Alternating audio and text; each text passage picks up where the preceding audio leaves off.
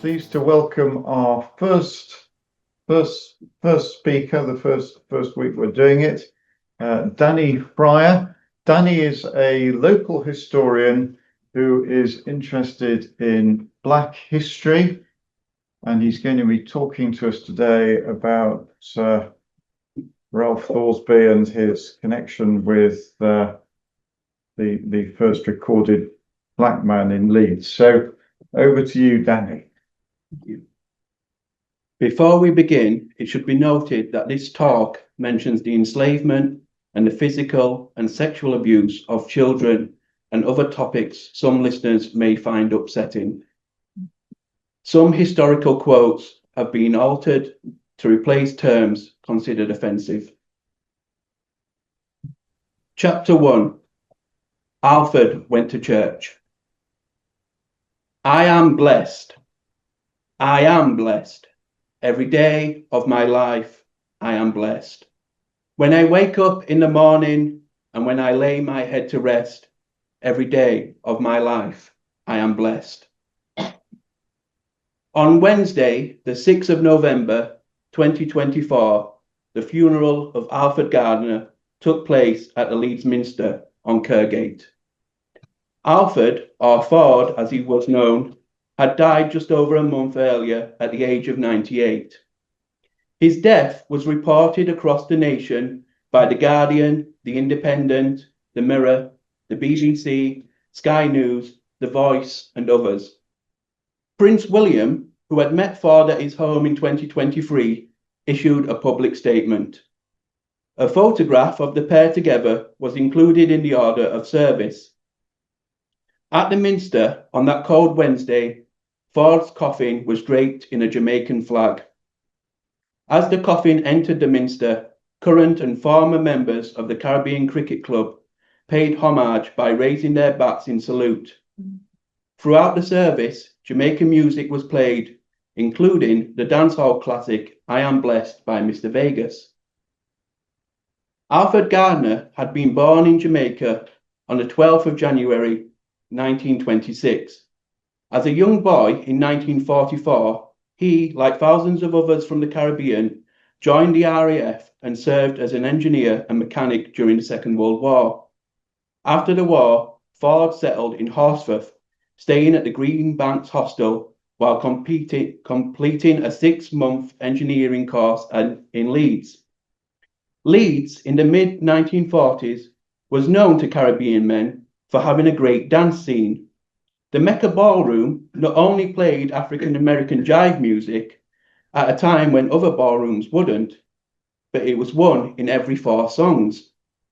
At the Mecca, in the mid to late 1940s, Caribbean, African, and African-American men jived with local women. The scene at the Mecca was lively, to say the least.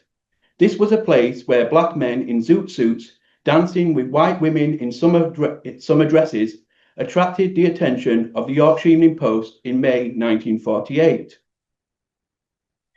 If the Yorkshire Evening Post had been at the Mecca a year or 2 later, they may have witnessed a Nigerian man on the dance floor lifting up his trousers and setting fire to the hairs on his legs.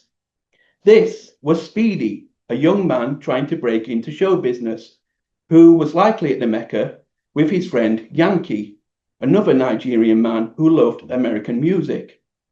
Their stories will have to wait for another time. Among those great dancers at the Mecca dance floor was, of course, Ford. According to Ford and others, it was their ability to dance better than the average white man that attracted white women to them, and like so many of the black men dancing at the Mecca, Ford began a relationship with a local white woman we had met there. Then, at the end of 1947, Ford returned to Jamaica, reaching home in time for Christmas. Things in Jamaica were rough, work opportunities were low, and the island was still recovering from a hurricane that destroyed large parts of the northern half of the island in August 1944. Ford returned to England on board the Windrush on the 24th of May 1948, arriving in Leeds in June. A total of 13 Windrush passengers headed for Leeds, the largest number of anywhere in Yorkshire. Things had changed dramatically in Leeds in the 6 months Ford had been away. Racism towards black men had increased after the war when those men were considered no longer useful. A fight between black and white men involving weapons had been reported locally, and letters appeared in the Yorkshire Evening Post complaining about Caribbean migrants who were accused of taking the homes and jobs from the white English. A fight involving black men had taken place at the Green Banks Hostel, which now refused to take in black men. In fact, Ford and his friends and brother Gladstone found it difficult to find anywhere that would rent to black men. Work was even harder to find. Shops, pubs and restaurants refused black people entry. When Ford went to the All Souls Church on Blackman Lane, he was refused entry there too. But they made it work. Before the end of the year, they had found homes and jobs, and a group of men, including Ford, had founded the Caribbean Cricket Club. This begins the now known story of the so-called Windrush generation, a story which in Leeds ended at the Leeds Minster in 2024 with the funeral of Arthur Gardner, the last of the 13 Windrush passengers who came to Leeds. The story of the early black presence in Leeds not only comes to a close at the Leeds Minster, but it begins there too. Chapter 2. Ralph and John went to church. Old pirates, yes, they rob I, sold I to the merchant ships, minutes after they took I from the bottomless pit. But my hand was made strong by the hand of the Almighty. We forward in this generation triumphantly. In January 1708, Richard Kershaw left his home in Ripley and headed for Leeds. With him was his male servant, John Lewis, an African. We can imagine their journey because Daniel Defoe took the same journey in reverse 17 years later. By reading Daniel's account of his journey in reverse order, we get some idea of what the journey was like for Richard and John. Daniel tells us that Ripley was a town that stands upon a river called the Nud by some, by others the Nid. He wrote that no part of England can show such noble, large, lofty and long stone bridges as this part of England, nor so many of them. From Ripley, they would have headed southeast, across the countryside, which Daniel called the Black Moorish lands, where towns were thin, and thin of people too. We saw but little enclosed grounds, no tenters with their cloths shining upon them, nor people busied within doors. In a word, the country looked as if all the people were transplanted to Leeds and Halifax, and that here was only a few just left at home to cultivate the land, manage the plough, and raise corn for the rest. Following Daniel's journey, we next come to Wetherby.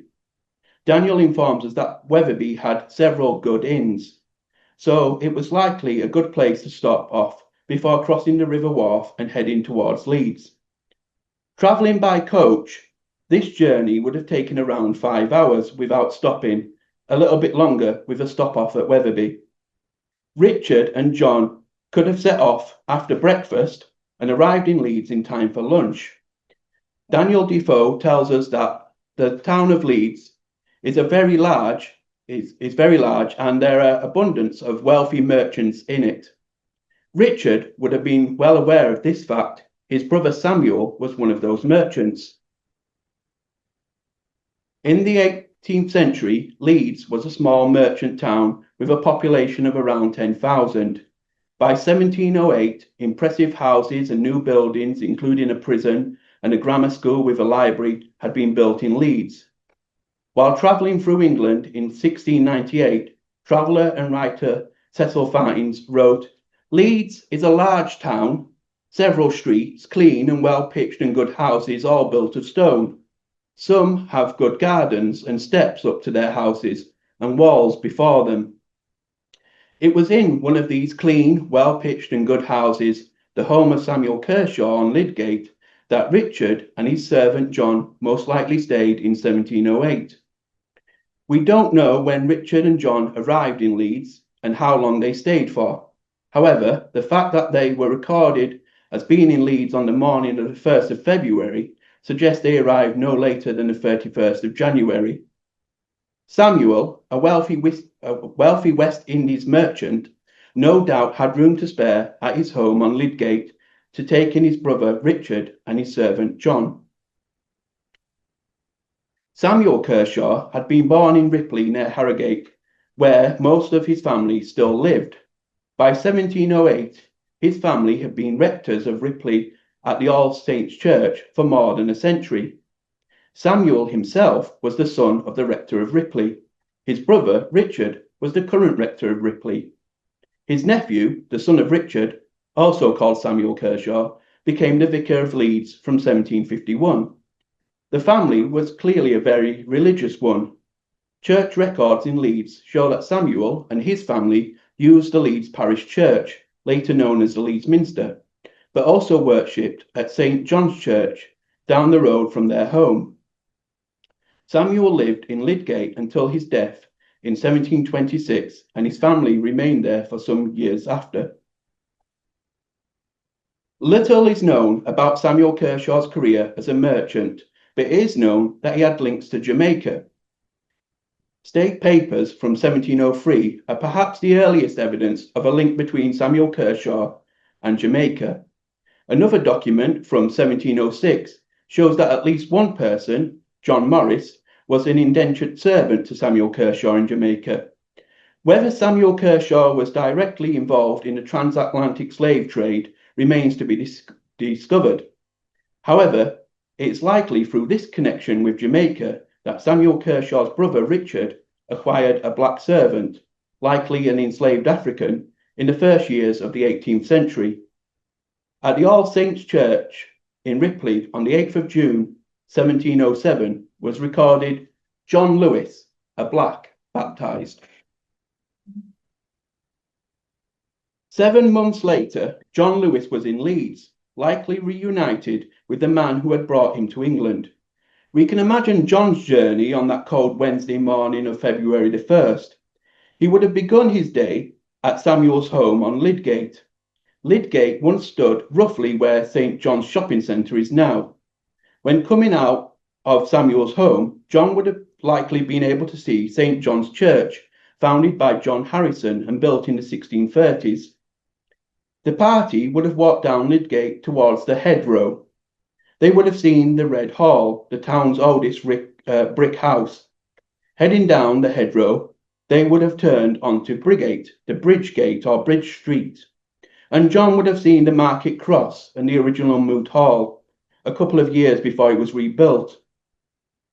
At one side of the Moot Hall, he would have seen the Shambles, where the butcher's stalls were, and the slaughtering of animals took place here. At the other side, he would have seen the back Shambles, the Raw Wool Market. Brigate was the centre of trade in 18th century Leeds.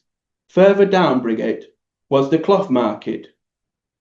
So much of the trade in England at this time relied on the transatlantic slave trade.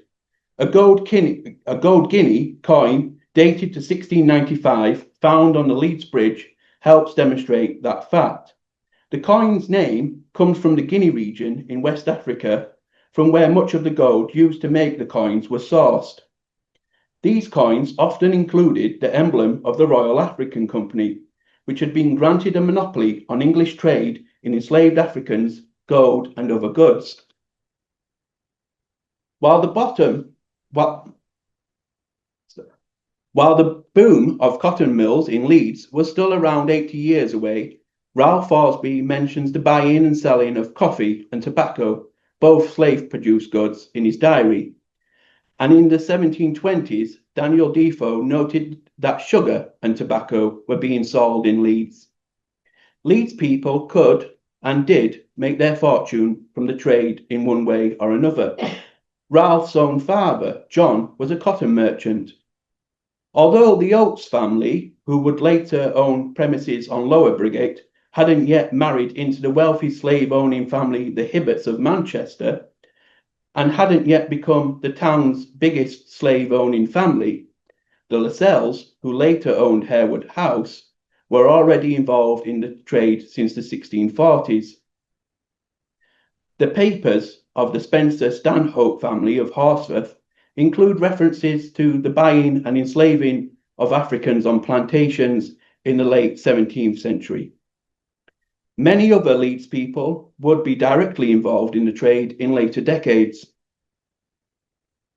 Whatever form Samuel Kershaw's trade in Jamaica took, it seems highly unlikely that it wasn't connected, somehow, to the transatlantic slave trade. If he personally owned plantations or enslaved people remains to be discovered. If he purchased John Lewis, either for himself or on behalf of his brother, which seems highly likely, it may have been a one-off purchase. Another possibility to consider is that John may have been gifted to Samuel or used as a form of payment to settle a debt. We should also consider the fact that John may have had his freedom purchased by Samuel. We will look more closely at this possibility in the following chapter. It seems likely that nobody spoke to John during his journey down Brigate. Nobody would have explained to him what he was seeing. People may have stopped and stared. The sight of a person of African heritage anywhere in England at this time was rare, and almost everyone who saw John that day would have been seeing an African for the first time. Some people may have been curious, wanting to touch his hair or his skin. Others may have been frightened. Dark skin was associated with the devil and witchcraft. As we will see, people in Leeds would have been familiar with the so-called black men, the Romani gypsies, who by now had a street, Blackman Lane, named after them. John Lewis, however, was different. His skin would have been darker, his hair more tightly coiled. He would have been dressed differently to the Roma too. It was common for black servants to be dressed in fine clothes as a display of their owner's wealth. It is also possible that he was forced to wear a metal collar, as was common for black servants at this time. Heading down Brigate, John would have then turned onto Kergate, the church street. Looking down the street, he would have been able to see the church tower in the distance. He would have passed Fish Street on his left, where the fish market was. And shortly afterwards, he would have reached the house of Ralph Thoresby, which stood where the shoe zone is now, close to the junction of Kergate and Vicar Lane. Richard, Samuel, and John most likely stopped here to meet with Ralph Thoresby. Ralph was born in Leeds on the 16th of August, 1658, the son of John Thoresby, a wool and cotton merchant. He began writing a diary in 1677 and kept a diary until 1724, just before his death the following year. In 1685, he married Anna Sykes, the daughter of Richard Sykes, one of the lords of the manor of Leeds. It was this marriage that made Ralph the cousin of Richard and Samuel. Samuel was married to Mary Sykes, one of the daughters of Samuel Sykes, a former mayor of Leeds. Another of Samuel Sykes's daughters, Rebecca, was married to Richard. In 1689, Ralph established a rapeseed mill at Sheepscar, but had little success. By 1708, he had retired from business and was now focused on the history of Leeds. He published his History of Leeds in 1715, the first person to do so. He also owned a museum at his home on Kergate, which attracted visitors from across Europe.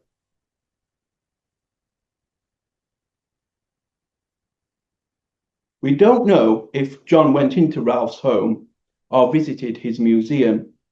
The museum guest book records a visit from Richard Kershaw on the 3rd of July 1706 and his brother Samuel on the 20th of July 1706, but the record ends a few months later. If he had, he may have seen items from around the world in Ralph's collection. Among them would have been an elephant's tooth, a rhino's horn, a toothbrush from Mecca, a Persian slipper, and a large clay pipe from Brazil. Many people donated items to Ralph's collection. The Leeds surgeon, Robert Midgley, donated a bird of paradise from Indonesia, which he had collected during one of his 5 voyages to the East Indies. There were also items from the Caribbean. In 1713, Samuel Kershaw donated items from Jamaica to Ralph's collection. In his 1715 catalogue of the museum, 2 stone idols from Jamaica are listed. One, made of white stone, was donated by Samuel Kershaw and is described as being adored by the natives of Jamaica. Hans Salone, who Ralph described as my honoured and kind friend, donated 30 different sorts of exotic plants to Ralph's collection, which included beans and peas from Jamaica. Like Samuel Kershaw, Hans Salone had links directly to the Caribbean. He had investments in the Royal African Company and the South Sea Company, both slave trading companies, and his wife, Elizabeth Langley Rose, was a heiress of sugarcane plantations in Jamaica. Elizabeth Langley Rose's inheritance enabled Hans Salone to build up his own collection, which later became the foundation of the British Museum, the British Library, and the National History Museum in London. Ralph showed his knowledge of some of his collection's links to slavery when he wrote about the Jamaican red peas, writing that they are brought from Guinea to feed the Africans in their journey from there to Jamaica. Samuel Kershaw had also donated plants from Jamaica to the collection, including okra, cashews, and pineapple leaves. Mary Kershaw, Samuel's wife, donated a so-called Indian necklace made of what is described as young oranges from Jamaica. Others donated the bark of the wild cinnamon tree and indigo from Jamaica, as well as a pod of the wild senna from Barbados. Ralph's collection also included cocoa beans, which he noted were used by the natives of the West Indies as money. There were also coconuts and sugarcane from Jamaica, clay pipes from Virginia and Jamaica, and a turtle shell from Barbados. From Ralph's home on Kergate, it was just a short walk to the Leeds parish church at the end of the same street. It is within Ralph's text that we find a description of the parish church from the time John Lewis was there. In his 1715 history of Leeds, Ralph writes, "The parish church, which was dedicated to St. Peter, is of great antiquity. It doth not pretend to the mode of reformed architecture, but is strong and useful. It is built after the manner of a cathedral, with a large cross aisle and the steeple or tower in the middle of it." John's impressions of the church, or indeed any of that day's events, are not recorded. Ralph's opinion of John is also not recorded.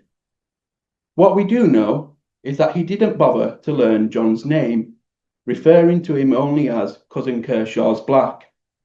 Ralph's wording suggests that he felt that John was simply his cousin's property, his black, nothing more. While this may seem shocking today, it was a common belief held in Ralph's lifetime. Black people were viewed as subhuman, and enslaved people were legal property. This is, of course, all guesswork. While Ralph referred to Indians as poor heathens, he never wrote down his opinion of black people, enslaved or otherwise. On the other hand, we know that John was part of that day's service, accepted by the church at least, and considered worthy of a mention in Ralph's diary.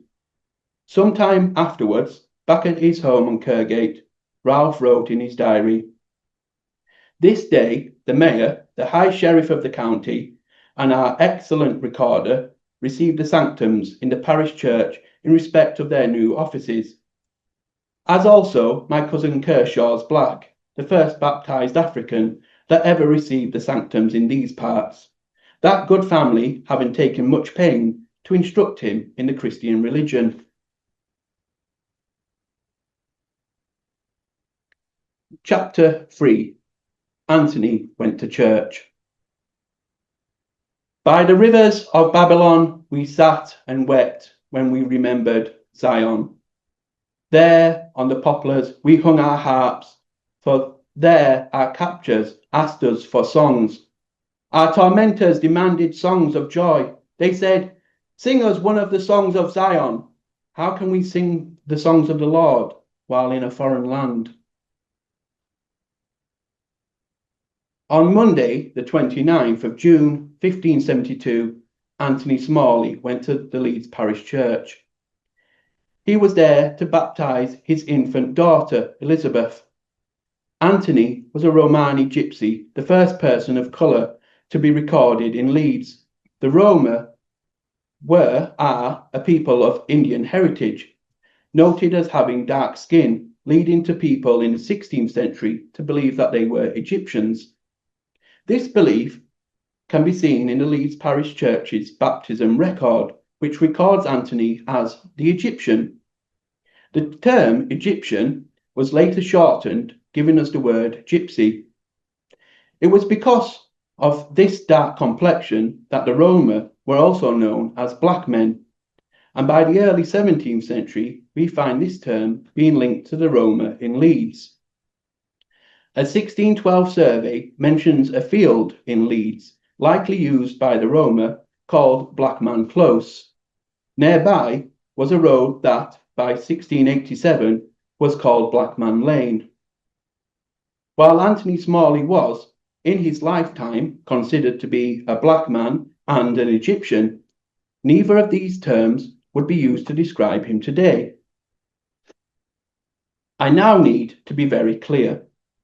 Otherwise, adults on the internet will get very upset over things I've never actually said. I will now look at the history of Africans, that is to say, people from the continent of Africa, or people born outside of Africa of African heritage, living in the north of England, which for this purpose will be anywhere north of and including Derby, before Ralph Thoresby's death in 1725. Intermission. A brief history of Africans in the north of England before 1725 in 5 minutes or less. You may start your timers. The first known Africans to reach England came to Kent in the Bronze Age and Iron Age. They were likely traders from Egypt and other parts of North Africa. Their trade may have reached as far north as Whitby, where an Iron Age African coin has been discovered. A much larger number of North Africans were living at all levels of society in the north during the Roman period, notably in York, Catterick, South Shields, and along Hadrian's Wall. In Roman York, Africans cooked African dishes, worshipped African deities, and built temples for them. They made African-style vessels and wore ivory jewellery. We find evidence of a small number of Africans living in the north in the post-Roman period, including in Anglo-Saxon Catterick and Viking Age York. Throughout the medieval period, Muslims, some of whom were Africans, were recorded in official records across England, including one in Yorkshire. They were travellers, traders, immigrants, and prisoners of war. We next move to the period of English enslavement. The first known person of West African heritage living in the north was a woman named Anna, who was recorded in Hull between 1598 and 1600. Elsewhere, in Yorkshire, Sir Thomas Herbert had a young enslaved African servant boy in York in the 1630s. Other black people living in 17th century York had a different experience to him. A wealthy African man named John Moore was granted the freedom of the city in 1687, a privilege he paid for. Another free African was Israel Hurst, who was one of 2 Africans among the 5 men who escaped from Lancaster prison in 1630. Another possible free African was Joseph, a man recorded in Clifton in Nottingham in the 1680s. It was recorded that he was commonly called the Black Prince. He converted to Christianity in 1685. As has been seen with Israel Hurst and John Moore, not all Africans in the north of England were enslaved. However, many during this period worked as servants, either free or enslaved. The African boy, painted alongside Sir Thomas Herbert of York, is one example of an enslaved servant working in a Yorkshire home. Anna, the African woman in Hull, was described as belonging to Mr. Burnett, implying that she was enslaved. Elsewhere in the north of England, church records and other documents provide us with details of other enslaved Africans. During the 17th century, enslaved Africans were recorded in Sunderland, Gateshead, Nottingham, and Warrington. In the 18th century, Liverpool, like London and Bristol, was a port town that had a reasonably large African population compared to other parts of England. African men joined both the Royal Navy and the Merchant Navy, and many African seamen settled in English port towns. An African man named Abel was buried at St. Nicholas's Church in Liverpool in 1717 and is believed to have been one of the first African residents of that town. Another person of interest is Jane, an enslaved African woman who was baptized in Whitehaven, a port town on the northwest coast in 1701. When she died just over a month later, she was buried alongside her former owner, Mildred Gale, the grandmother of George Washington. Few details of the lives of enslaved Africans in the north of England have been passed down to us. One person we know a little about was an African man named Philip, who was baptized in Derbyshire in 1721. His baptism entry recorded details of his life, provided by himself. He was born in West Africa in a place near the Niger River. He was sold into slavery and then taken to Barbados before being brought to England by a Lady Booth. At the time of his baptism, he was said to have been of a ripe age. And lastly, in Harthill near Sheffield, was recorded Thomas Pompey. He was born in Guinea around 1711 and was baptized at the All Hallows Church at the age of 14 in 1725, the year Ralph Thoresby died.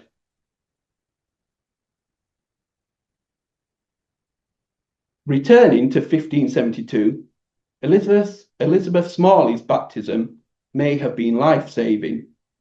In 1562, Elizabeth I offered English-born gypsies the chance to become English subjects on the condition that they gave up their nomadic lifestyle. Those who refused could be sentenced to death, like the 7 Romani gypsies who were executed in York in 1597.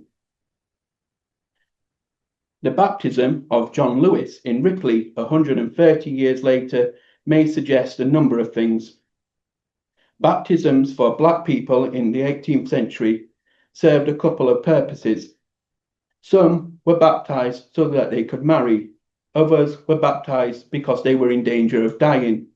Neither of these seem to be true for John. Black babies born in England were baptized as infants, showing how some black people in the 18th century were a part of Christian society and accepted members of their local communities. That doesn't seem to have been the case for John either.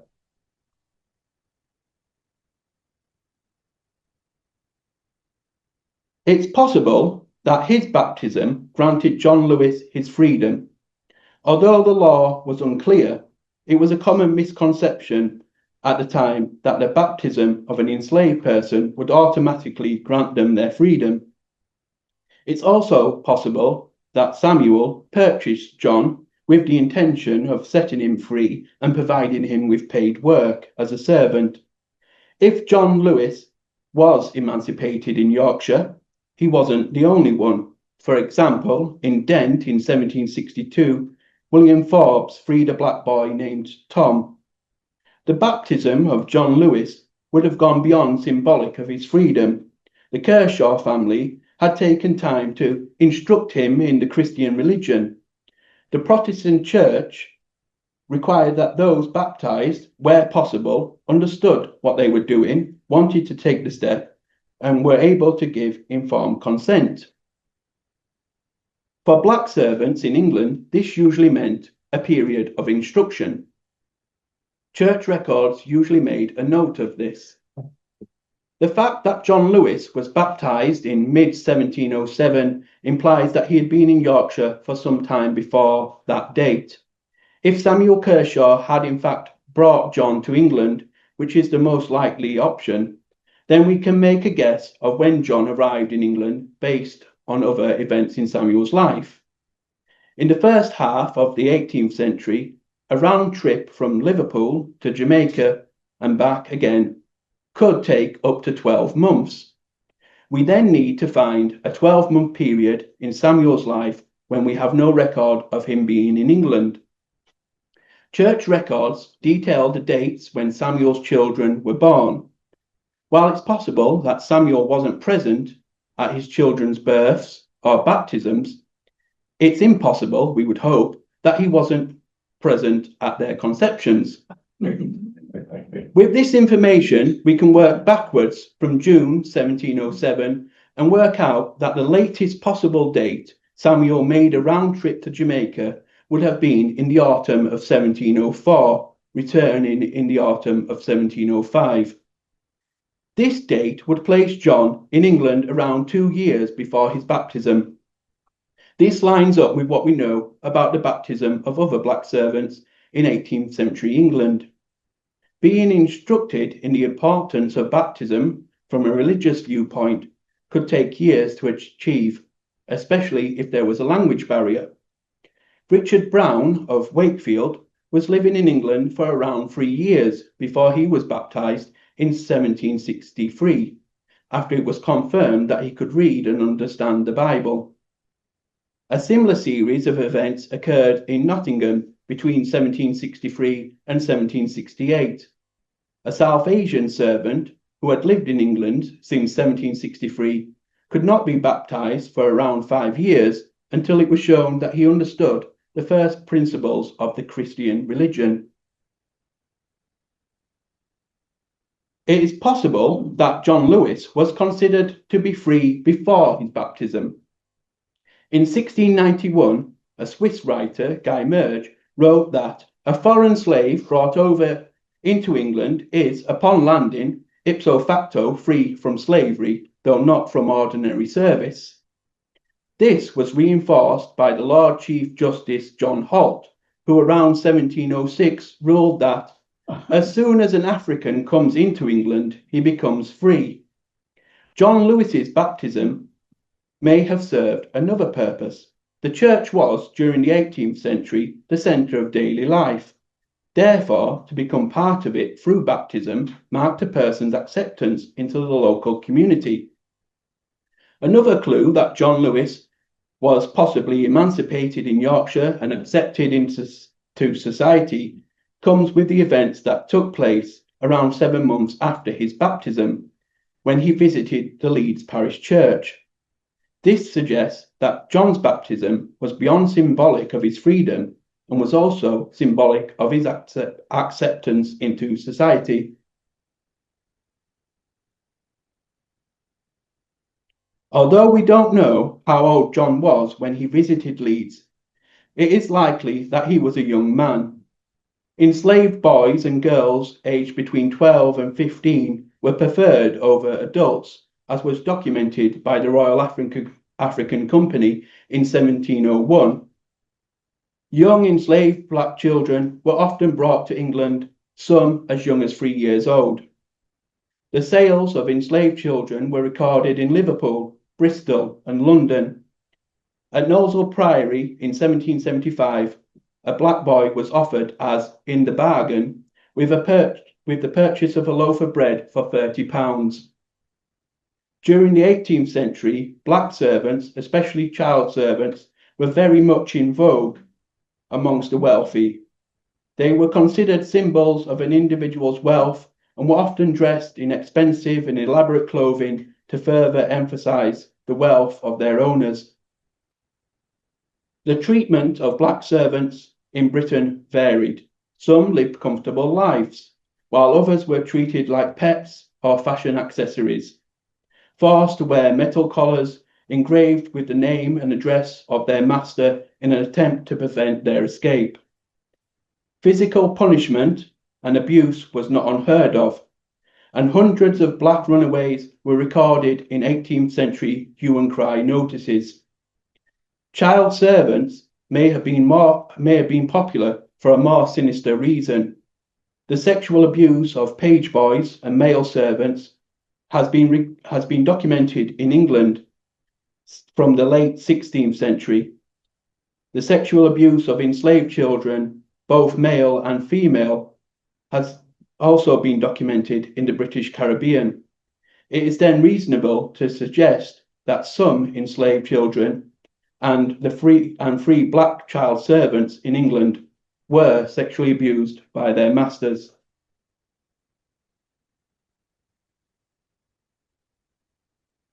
Although it isn't clear what Ralph meant when he wrote in these parts, his diary entry suggests that John wasn't the only black servant employed locally, only that he was the first to be baptized. While John Lewis may have been the only black servant in Leeds, even for a short time, servants in general in early 18th century Leeds were not uncommon. The Leeds Parish Church Register from 1707 to 1712 notes the burials of 15 servants, all of whom appear to have been white and British. One, Anne Garforth, was the servant of John Kershaw of Briggate. Large country homes in the Leeds area would have employed large numbers of servants. For example, Harewood House employed around 40 servants. An agreement between Sir Walter Calverley and Joseph Mardy, dated to 1704, provides some insight into the life of a servant in the early 18th century Yorkshire. The agreement lists Joseph's responsibilities, which involved him working outdoors as well as indoors. His tasks included looking after all the stables, horses and mares, to brew the master all his drink, and to wait at table. The agreement records Joseph's annual wage at £5.20, but notes that if he does not his best, he is to have no wages. Black servants worked in homes across Yorkshire during the 18th century. Their names are often recorded in church records. We find evidence of black servants working in homes in Wakefield, Pontefract, Dent and Doncaster, to name but a few places. Wentworth Woodhouse had a number of black servants throughout the 18th century. It is remarkable then that we don't find any evidence of black servants working in homes in the Leeds area during the 18th century. The Lascelles of Harewood House, who owned plantations in the Caribbean, only employed a black servant in the late 19th century, long after the period of British enslavement. He was one of 2 black servants working in the Leeds area in this period.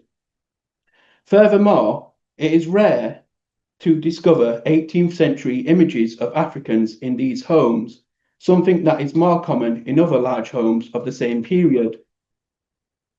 Almost all the images of Africans in public spaces in Leeds date to the 19th century or later. What happened to John Lewis after his time in Leeds isn't known. As has been seen, many black servants escaped, never to be seen again.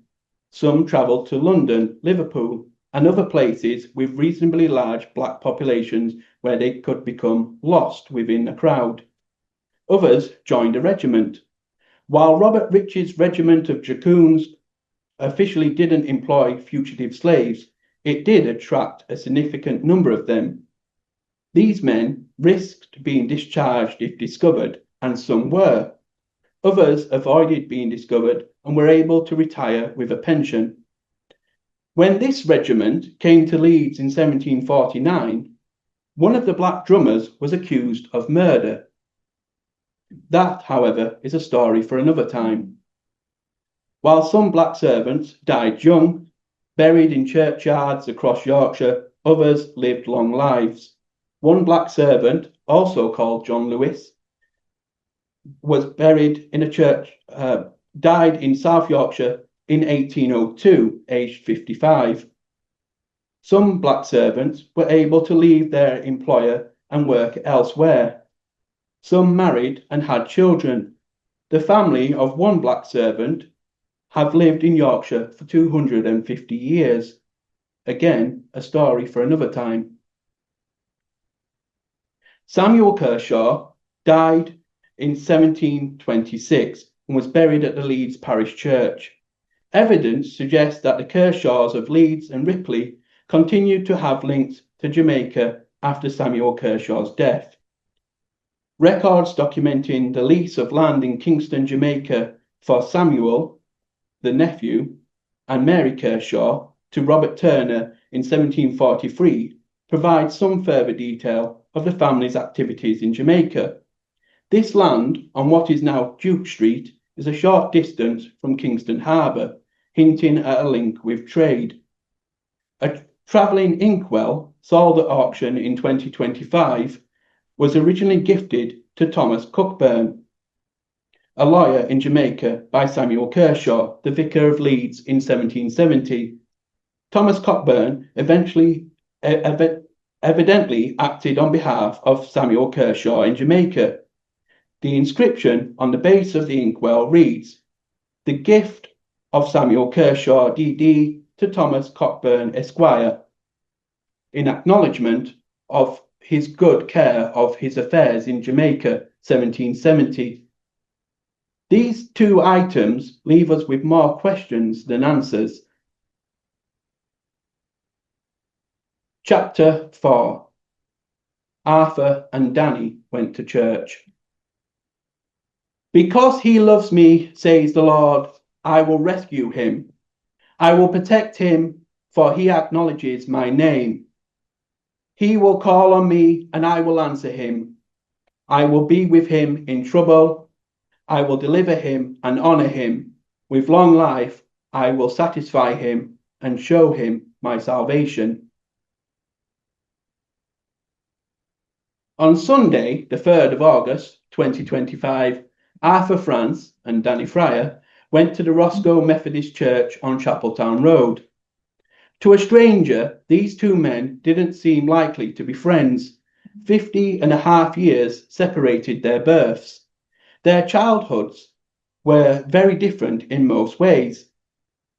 Danny had grown up in a multicultural working-class urban area of Leeds during the late 1980s and 1990s. Arthur had grown up in a village in the countryside in the northern part of the Caribbean island of Nevis in the late 1930s and 1940s. One thing they had in common from their childhood was a memory of falling in love with Caribbean carnival. Arthur, at the age of 5, had witnessed the Christmas sports, a carnivalesque tradition from St. Kitts and Nevis that in part was based on Bible stories. Holding on to his mother's dress, hearing the big drum music, he became hooked. 46 years later, on a different island, Danny witnessed his first West Indian carnival in his mother's arms on the roadside of Roundy Road. The big drum music hooked Danny too. It was this carnival, the Leeds West Indian Carnival, founded by Arthur in 1967, that would eventually bring these two men together. In its second year, instead of travelling up the hedge road to the Leeds Town Hall, the carnival parade turned on to New Briggate and past St. John's Church. On New Briggate that day, thousands of black people, the descendants of enslaved Africans, danced, played music, and celebrated freedom, a short distance from where, 260 years earlier, John Lewis had been. If we were to follow the parade for a short while, we would come to Lovell Park on North Street. While we don't know for sure, it's possible that at this spot, the Nigerian man known as Yankee witnessed the parade. It isn't just a love of carnival that Arthur and Danny share. They both have a passion for history and education. They share similar political views and both have a rebellious streak, a little bit radical in their younger years, not afraid to stand up and speak out. They both understand the deeper meaning behind the carnival. At its core, it is a celebration of emancipation, a tradition going back to Trinidad in the 1830s. It was this element of carnival, which they would both argue is the most important element, that had brought them to Roscoe that warm Sunday morning. This was Roscoe's annual Emancipation Service, a special service held on the Sunday closest to the 1st of August, the anniversary of Emancipation Day 1834. The Emancipation Day service had been held at Roscoe every year since at least 1966, when it was featured on TV. Church services celebrating emancipation had first taken place in Leeds in August 1834. A small number of black people lived in Leeds and surrounding areas in 1834. How many, if any, attended the emancipation service may never be known. At Roscoe in 2025, a majority of those in attendance were people of Caribbean heritage, the direct descendants of Africans who had been enslaved by Europeans 190 years earlier. There were, of course, also white people in attendance. On one occasion in 2021, David Lascelles, Earl of Harewood, the direct descendant of European enslavers, attended the service at the invite of his friend, Arthur France. The descendants of the enslaved and the descendants of the enslavers sang hymns together. They prayed together, and afterwards they enjoyed sorrow and cake together. Arthur himself is the descendant of enslaved Africans and the driving force behind Roscoe's emancipation service. At almost 90 years old, he addressed the congregation in 2025, reminding them of the importance of remembering those who came before us and the sacrifices they made. Among those giving readings at the service in 2025 was Danny Friar. Now a researcher and historian, in 2025 alone, he had worked for or with the Ford Maguire Society, the Thoresby Society, the Black Music Festival, South Asian Arts UK, the AAA Team Carnival Troupe and Tesco, the BBC, Leeds Museums and Galleries, and Leeds City Council. He read from Psalms 91, which he dedicated to John Lewis. Danny had been talking about John Lewis for around 3 years, telling his story in public talks, on podcasts and on blogs, and laying sunflowers for him outside the Leeds Minster on Emancipation Day. The church has no memorial to John Lewis. There's no blue plaques, or indeed anything to remember him by. Inside the church, a monument remembers Ralph Thoresby. Further up Kergate, a blue plaque marks the site of his house and museum. Continuing up Kergate and onto Commercial Street, the Thoresby Society meets inside the Leeds Library in a room where Ralph's portrait hangs. Elsewhere in Leeds, the Ralph Thoresby High School is named after him, as is one of the houses of the Leeds Grammar School. In Pudsey, a Masonic lodge is named after him. A room in the City Museum is named after him, and a short distance from the museum, a street is named after him. He has been spoken about and written about many times over the years. He, without doubt, has a place in history. Beyond a handful of people, John Lewis's story is unknown. He is almost forgotten, yet almost 320 years ago, John and Ralph went to church. They shared a space, they sang hymns together, and they prayed together. It's because of this moment, recorded by Ralph, that John is remembered.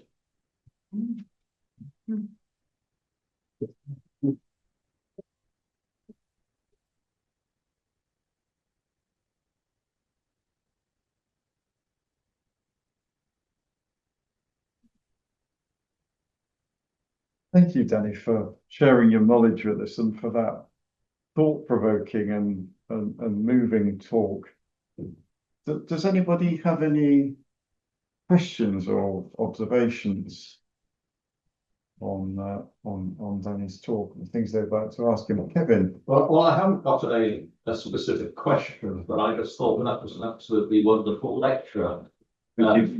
Highly imaginative in the way it was presented, and made me think about all sorts of different things. And when we've had other questions, I'd be interested to hear about the other research that you're doing, in this field. Or maybe now. But I don't know if we've got enough time now, but we can definitely have a chat later. Have 5 minutes. We've only got 5 minutes. So the other research it covers the period from John Lewis right up until around 1950, and it looks at black people, whether they were visiting, living in Leeds, in the surrounding areas, in Bradford and Leeds mainly, but also around that area. And there's all kinds of fascinating people and stories to be told. Is that okay? We will talk later, but Thank you. Yeah, Rachel. Danny, I'm Rachel, tour guide, and I've just joined the Thoresby Society at long last. And I wonder, have you ever done tours in the Chapeltown area relating to the stories you know? Like a walking tour, you mean? No. The main reason is because a good friend of mine, Joe Williams, does a Black History walk, and I wouldn't want to.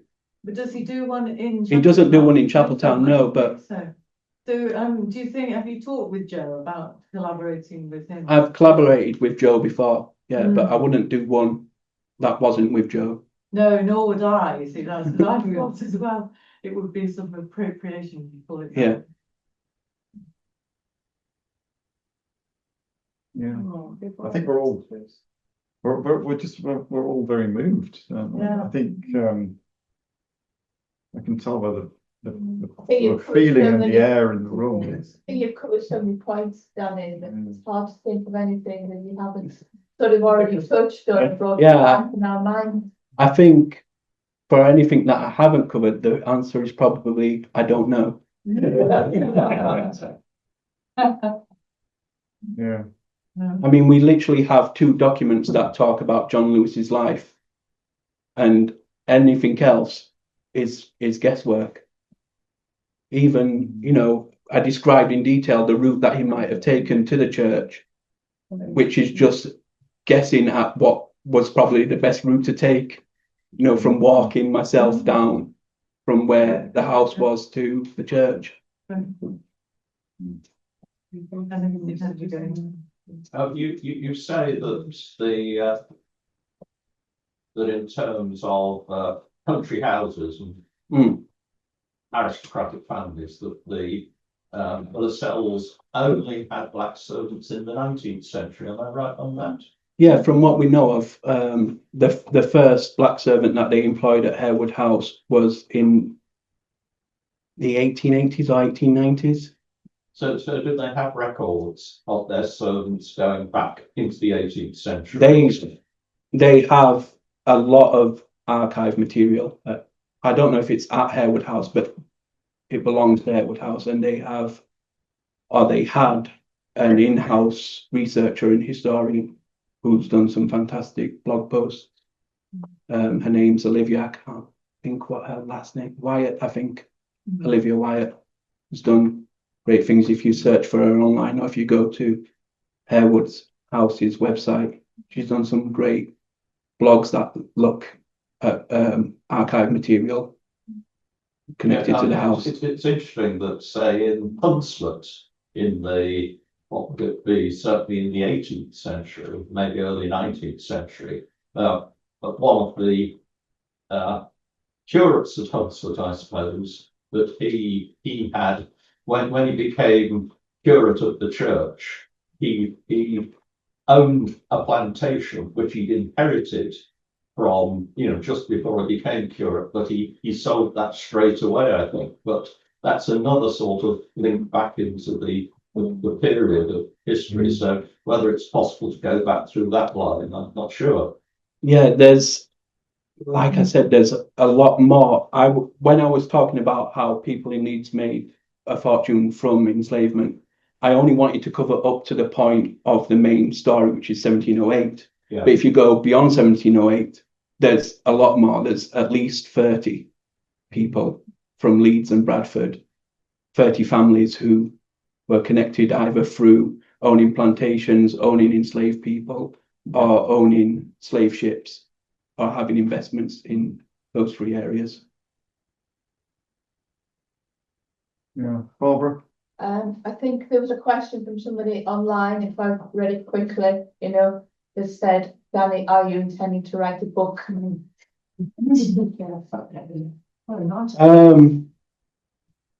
Yes. The book is actually in its second draft stage. What's missing is a publisher.